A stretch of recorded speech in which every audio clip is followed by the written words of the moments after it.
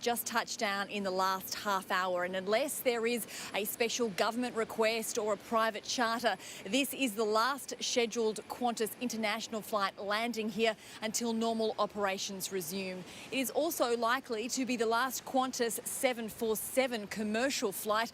They were supposed to be wrapped up at the end of the year, but that date has now been brought forward because of the coronavirus crisis. QF28 is one of only 3 flights arriving here at the international airport this evening on what would normally be a very busy Sunday night. We've followed one of the thousands of Australians returning home. He was coming back from the USA to go into imposed quarantine. At LAX, Stephen Christie's first steps on a long way home. Take care, mate. You too. See you later, man.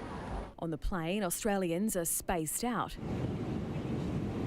Some in masks. It's 14 hours to reach home soil, but it'll be 14 days to get home. Well, I really don't want to go into quarantine. I'd rather go home and see my family and stay with them. But if this is going to help everybody, then so be it.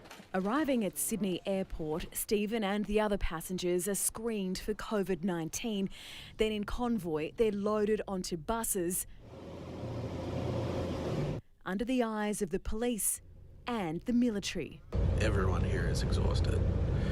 We have no clue where we're going. Stephen is among the first of thousands of Australians taken into mandatory quarantine.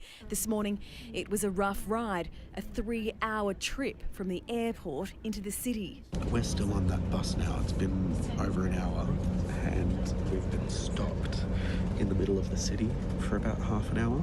Shuffled between 3 hotels before finally he's allowed off the bus. We couldn't get off the bus for bathroom breaks, for food, and these people have been on flights. We've been on flights for hours, some people for a couple of days, and they just are exhausted.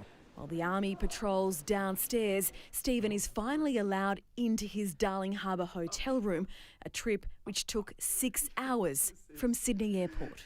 This is tiny. Oh, God, this is so small. Wow. That's it. That's the whole room. Well, at least I got a bit of a harbour view. Their doors aren't locked, but they're not being given key cards to get back in. This is now the place where I will be quarantined. This is my last look at the hallway of freedom. Coronavirus has snatched so much from so many. For Stephen, for now, the door closing on his dreams of living and working in the USA. Here we go. Lizzie Pearl, 9 News. There's relief.